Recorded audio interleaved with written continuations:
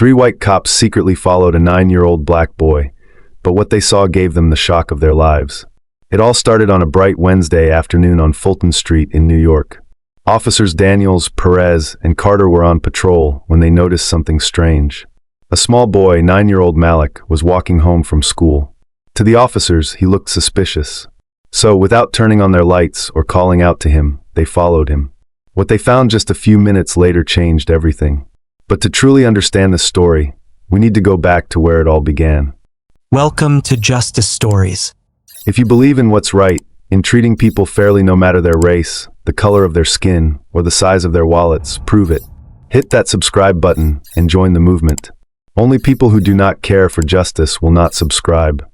9-year-old Malik walked with his head down, gripping the straps of his backpack like it held something precious. His sneakers, once bright white, were now dull and worn, the soles thinning from too many miles. His clothes were clean but old, the fabric stretched from being worn too many times. Unlike the other kids, he didn't stop to play. No games of tag, no tossing a football, no lingering at the corner store for a cold drink. He just kept walking, fast and focused, his small body tense like he was carrying a secret. Every few steps, he glanced over his shoulder, scanning the street behind him. His heart pounded a little faster when he saw a car slow down. But then it passed, and he let out a quiet breath. Still, he never let his guard down. Inside his backpack, stuffed between old notebooks and loose homework papers, were bandages, a bottle of antiseptic, and a half-empty bottle of water. These items were not for him. Malik's hands tightened on the straps as he turned the corner, stepping into the neighborhood where the sidewalks were cracked, and the houses sat too close together. The smell of hot pavement and faint cigarette smoke lingered in the air. He was used to the hunger, the exhaustion, the weight of responsibility pressing down on his small shoulders. But today, his chest felt heavier than usual. He wanted to run home, but his legs were tired. Not from school, not from walking, from carrying too much worry for a boy his age. His mother was waiting. She was always waiting, and she needed him more than anything. Malik walked faster, gripping the straps of his backpack, his heart pounding. His feet ached, but he barely noticed. He just needed to get home. A few blocks away, a police cruiser rolled down the street, the hum of the engine blending into the afternoon noise. Inside sat 3 officers. Officer Daniels, the veteran, was the first to notice the boy. His sharp eyes, trained by years on the job, caught the way Malik moved. He watched as the boy glanced over his shoulder, once, twice, too many times for a kid just heading home from school. Beside him, Officer Perez let out a sigh. "Looks suspicious," he muttered. "Probably up to something." Daniels didn't answer right away. His gut told him this wasn't what Perez thought. The kid wasn't acting like someone who had done something wrong. He looked like someone who was afraid. In the back seat, Officer Carter, the youngest, frowned. He was still learning to read people, still figuring out which instincts to trust. But something about this felt wrong. "He's just walking home," Carter said, keeping his voice calm. "Yeah," Perez scoffed. "Then why does he keep looking around like he stole something?" Daniels didn't respond. He just kept driving, watching the boy, studying the way his shoulders curled and like he was trying to make himself smaller. Something wasn't right. Without turning on their lights, without saying a word, they followed him. The police cruiser rolled slowly down the street, the hum of the engine blending into the quiet of the afternoon. Daniels kept his hands on the wheel, eyes locked on the small boy ahead. They had followed him for a few blocks now, watching the way he moved, the way he kept checking over his shoulder like someone was chasing him. But no one was. Then Malik turned onto a different street, and everything changed. The neighborhood looked rough, more worn down than the others. Houses sat too close together, their fences leaning, their paint chipping under the weight of time. Trash bins overflowed on the curbs, and the sidewalks were cracked from years of neglect. It was a place people tried to leave, not come home to. At the end of the block stood Malik's house, if you could even call it that. The windows were covered with old wood and taped-up cardboard. The front door was crooked in its frame, and the steps leading up to it had deep cracks, like the whole thing was falling apart. Daniels tightened his grip on the wheel. He had seen abandoned buildings look better than this. Malik reached the steps and stopped. He didn't rush inside like a kid excited to be home. Instead, he stood there, his small hands gripping the straps of his backpack so tightly his fingers turned white. His chest rose and fell too quickly, like he was preparing himself. Then, after what felt like forever, he let out a shaky breath and slowly pushed the door open. He stepped inside carefully, not like someone returning home, but like someone stepping into something dangerous. Daniels exhaled through his nose. He didn't like this. Neither did Perez, who had been quiet for too long. Carter swallowed hard. Something about the way the boy had hesitated made his stomach turn. Without saying a word, Daniels pulled the car over and killed the engine. He glanced at the others before stepping out. "Let's check it out," he said. And with that, they walked toward the house. I put hours into researching and telling these stories for your viewing and educational pleasure. The least you can do, just tap that little red button. It takes half a second, but means the world to me. Inside the dimly lit house, Malik moved quickly, his small hands unzipping his backpack as he set it on the floor. The air inside was thick, stale, carrying the faint scent of old fabric, damp wood, and something else, something sour and wrong. On the couch, Amina lay still, her body half-curled, her breathing shallow. Her skin was pale, her lips cracked, her dark eyes heavy with exhaustion. Even in her weakened state, she forced a tired smile when she saw him. "Malik, you're home." Her voice was soft, barely more than a whisper. Malik nodded, quickly kneeling beside her, his little hands already working. He unwrapped the old, stained bandages from her foot, peeling them away carefully, trying not to hurt her. But the moment the fabric lifted, Amina sucked in a sharp breath. Beneath the bandages, her foot was swollen, red, and badly infected. The skin around the wound was dark, the edges of the cut raw and angry. Malik's fingers trembled as he reached into his bag, pulling out the last of the antiseptic and a few clean cloths. "It's okay, Mama," he whispered, though his own voice shook. "I got more medicine today." Amina smiled, but it didn't reach her eyes. She knew the truth. This wasn't enough. It was never enough. From the doorway, the officers stood frozen. They hadn't announced themselves, hadn't knocked. They had followed out of suspicion, assuming the boy was up to no good. Now every assumption they had was gone. Perez, the one who had been the most skeptical, clenched his jaw. Daniels, the veteran, remained silent, but his hands were balled into fists at his sides. Carter, the youngest, blinked hard, as if trying to process what he was seeing. Malik wasn't a troublemaker. He wasn't a thief. He was a child trying to save his mother. And he was failing. Daniels, Perez, and Carter stood frozen in the doorway, taking in the scene before them. Just moments ago, they had followed this boy out of suspicion, thinking he might be up to something. Now, everything they assumed was crumbling. Malik had been so focused on his mother that he didn't hear the footsteps. Before any of them could speak, Malik turned and saw them. His entire body went rigid, his small frame trembling as his wide, terrified eyes locked onto them. In an instant, he threw himself in front of his mother, arms outstretched like he could physically shield her from whatever was coming. "No, please. We're not doing anything wrong." His voice wasn't just scared, it was desperate. Amina, weak but alert, struggled to push herself upright. The pain was obvious in her face, her hands gripping the tattered couch as she forced herself to sit up. "Malik," she whispered, but even that small effort made her wince. Carter stepped forward carefully, lowering himself to Malik's level, his voice softer than before. "Son, why haven't you taken her to a hospital?" Malik's breathing grew faster, his little chest rising and falling in panic. He didn't answer right away, just clutched the front of his shirt, his fingers gripping the fabric so tightly his knuckles turned white. Malik's chest rose and fell rapidly, his eyes darting between the officers, searching for an escape. He didn't trust them. He couldn't. He knew what happened when people like them got involved. Amina struggled to speak. "Malik, it's okay." But her voice was weak, barely more than a breath. "We can't," he whispered. Carter frowned. "Why not?" Malik swallowed hard, his voice cracking as he forced out the words. "They'll find out, and we'll be deported. We don't have papers. We are undocumented." Daniels let out a slow breath, rubbing a hand down his face. Perez, who had been skeptical all along, suddenly couldn't meet the boy's eyes. Carter, still kneeling, felt a heavy weight settle in his chest. Malik wasn't hiding a crime. He wasn't afraid of getting in trouble. He was afraid of losing his mother. Daniels, Perez, and Carter stood in the silence, the weight of Malik's words hanging heavy in the air. The boy's voice still echoed in their minds. "They'll find out, and we'll be deported." Perez shifted his stance, crossing his arms. His training told him what should come next. Report the situation. Call it in.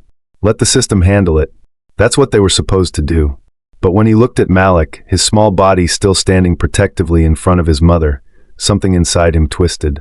Daniels let out a slow breath, rubbing a hand over his face. He had been on the force long enough to know when someone was lying to survive and when someone was just trying to survive. He looked at Perez and shook his head. "This isn't just a case, Perez," Daniel said, his voice quieter now. "This is a child trying to save his mother." Perez exhaled sharply, but he didn't argue. He looked away, his jaw tight, his hands restless. Before anyone else could speak, Carter stepped forward. He moved carefully, lowering himself to Malik's level, making sure not to startle him. He reached into his vest pocket, and Malik's breath hitched. His small hands curled into fists, ready to defend himself. But Carter didn't reach for a weapon. Instead, he unzipped a small first aid kit and placed it gently on the floor. "We're not here to hurt you," Carter said, his voice calm and steady. "We're here to help." Malik didn't move. His mother groaned softly, her body shaking from the pain. Carter didn't wait for permission. Slowly, carefully, he reached for Amina's foot. The old, dirty bandages had stuck to her skin, and she winced as he peeled them away. Malik's chest rose and fell too fast. He didn't know if he could trust them, didn't know if this was some kind of trick. But then Carter looked at him, really looked at him. "Let me help, kid. Please." And for the first time since they entered the house, Malik let himself believe they might mean it. Carter worked quickly, his hands steady as he carefully wrapped Amina's foot in fresh bandages. She winced but didn't pull away. Malik sat frozen, watching every movement, his small hands curled into fists on his lap. He didn't know whether to feel relieved or terrified. Daniels exhaled sharply, running a hand down his face. They had done what they could for now, but this woman needed more than just bandages. She needed real medical care, immediately. Waiting any longer wasn't an option. Perez stood stiffly in the corner, his arms crossed. His face was unreadable, but Daniels knew what was going through his mind. They were cops. This wasn't their job. But then again, what were they supposed to do? Walk away? Leave them here to figure it out alone?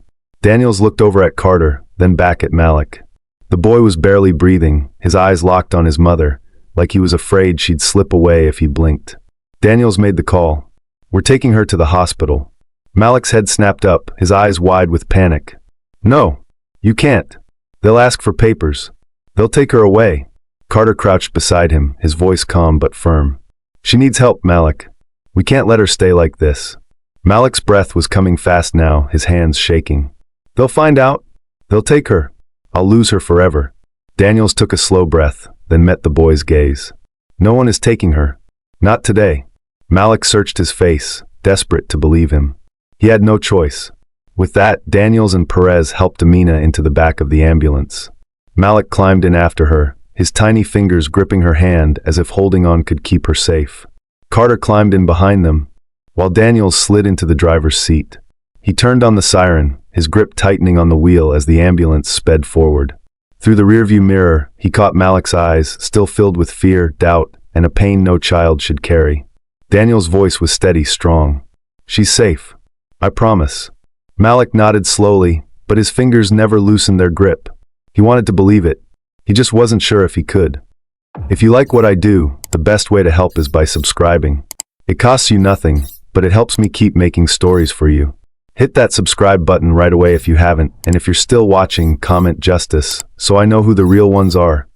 The ambulance moved quickly through the city streets, sirens wailing as red and blue lights flashed against the darkening sky. Inside, Malik sat beside his mother, gripping her hand so tightly his fingers ached. But he wouldn't let go. He couldn't. Amina lay still, her breathing shallow, her skin pale. The four in her arm dripped fluids into her weakened body, but she barely stirred. Malik's heart pounded in his chest. He wanted to believe she was getting better, but the beeping of the machines and the hurried movements of the paramedics only made his fear worse. Carter sat across from him, watching quietly. He could see the fear written all over Malik's face, the way his small shoulders trembled, the way he kept looking at his mother like she might disappear at any second. Malik's voice finally broke through the tense silence. "They won't take her, right?" His words were barely more than a whisper, but the weight behind them was heavy. Carter didn't know how to answer. He knew how the system worked. He knew how quickly one hospital visit could turn into a nightmare for a family like Malik's. He glanced toward the front of the ambulance, toward Daniels, who sat in the driver's seat, his eyes focused on the road ahead. Daniels must have heard, because he met Malik's gaze through the rearview mirror. His voice was steady, firm. The kind of voice that had seen too much but still carried a quiet strength. "She's safe. I promise. Malik didn't respond right away. He just stared, his small fingers still wrapped around his mother's hand, his chest rising and falling too fast. He wanted to believe him. He needed to believe him. But deep down, Malik knew that promises didn't always hold. The room smelled of antiseptic and fresh linens, a stark contrast to the damp, stale air of the house Malik had grown used to. Machines beeped softly, measuring his mother's heartbeat, her breathing. She looked small in the hospital bed, her body still weak, but for the first time in weeks, she wasn't trembling in pain. Malik sat by her side, gripping her fingers gently, afraid to squeeze too hard. He hadn't let go since they arrived. He wouldn't. The door opened, and a doctor stepped in, flipping through a chart. He barely glanced at Malik before turning his attention to Carter and Daniels, who stood near the wall. His voice was calm, but his words hit like a punch. She wouldn't have lasted another week, the doctor said. The infection was spreading too fast. If she hadn't come in when she did, there wouldn't have been much we could do. Malik stiffened. His small fingers went cold. He almost lost her. He had known she was sick. He had known she was in pain. But hearing those words, knowing she was that close to dying, felt like someone had pulled the ground from beneath him. His chest tightened. His breathing came faster. Before he could stop himself, the tears started falling. Carter stepped forward and crouched beside him. He didn't hesitate. He placed a firm, steady hand on Malik's shoulder, grounding him. "You saved her, Malik," Carter said, his voice soft but certain. "You did everything right." Malik shook his head, his sobs shaking his small frame. He had tried so hard. He had done everything he could. But it had almost not been enough. Carter squeezed his shoulder. Not letting go. Not rushing him. Just being there. Because sometimes words weren't enough. Sometimes kindness was just not letting someone feel alone. Malik's tears had dried, but his small hands still clung to his mother's blanket. Amina was sleeping now, her breathing steady, her body finally at rest. The doctors had assured him she would recover, but the fear still sat heavy in his chest. Carter and Daniels had stayed in the room for a while, watching over him, making sure he wasn't alone. No one spoke much. There wasn't much to say. But the moment Amina had stabilized, a new fear crept in. They had saved her life today, but what about tomorrow? Daniels knew at the moment he saw Malik's face. The boy wasn't just afraid of losing his mother to illness. He was afraid of losing her to something worse. Without a word, Daniels pulled out his phone. He stepped into the hallway, his voice low as he made a call.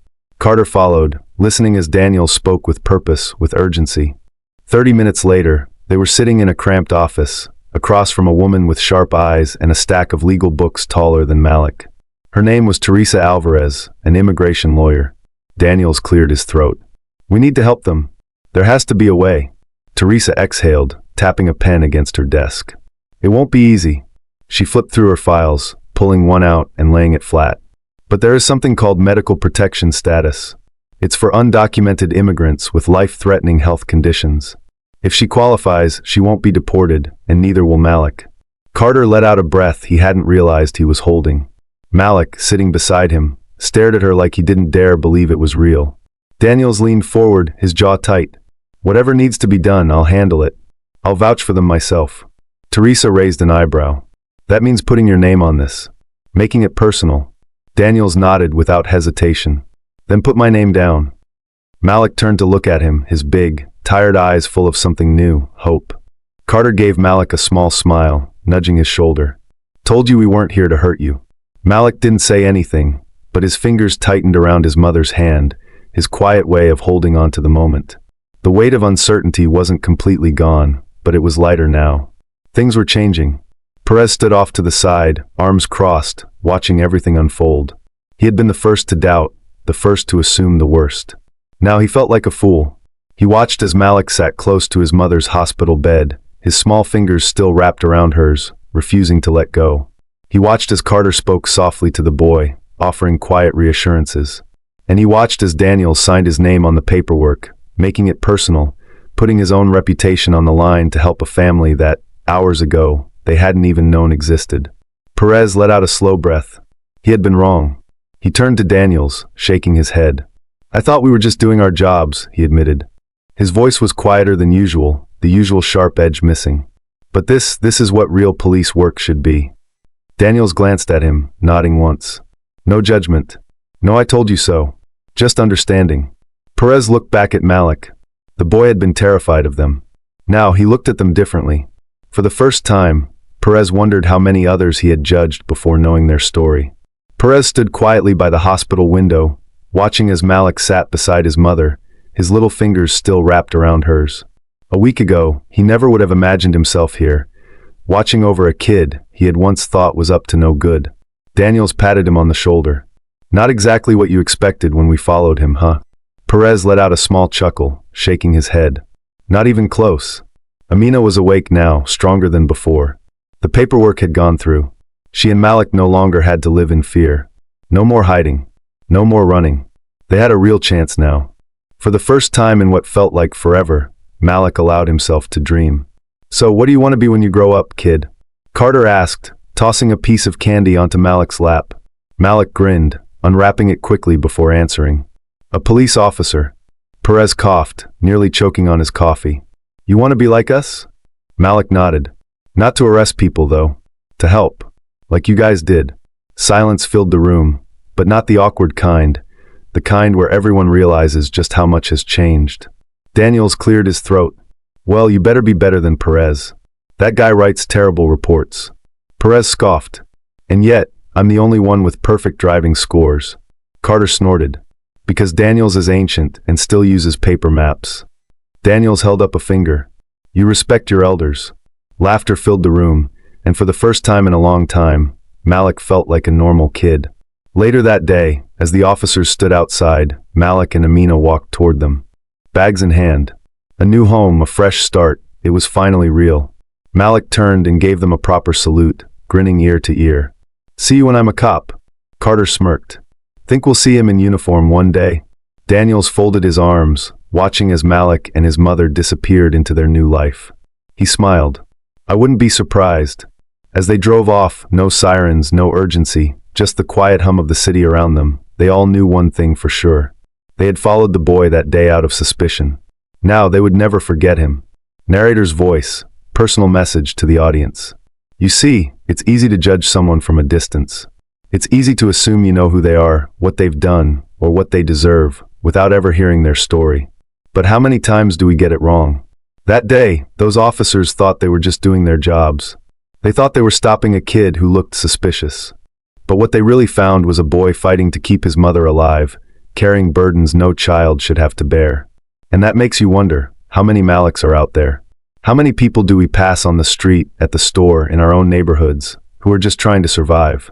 How many lives could change if more people took the time to look beyond their first impression? This isn't just a story about a boy and his mother. This is a lesson. A lesson about compassion, about second chances, about doing what's right even when it's not easy. And for the officers, they learned something too. Maybe policing isn't just about making arrests. Maybe it's about making a difference. So the next time you find yourself quick to judge, quick to assume, ask yourself this. What if you don't know the whole story? What if, instead of suspicion, we led with kindness? Maybe then, we wouldn't need so many handcuffs.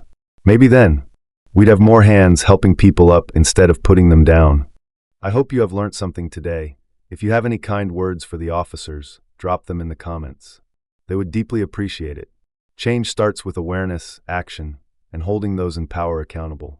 If you believe in justice, equality, and kindness, make sure to like, share, and subscribe to this channel. Together, we can amplify these stories, demand change, and ensure that no more innocent lives are lost. Hit that subscribe button now, because not hitting it would mean you want to be silent. The end.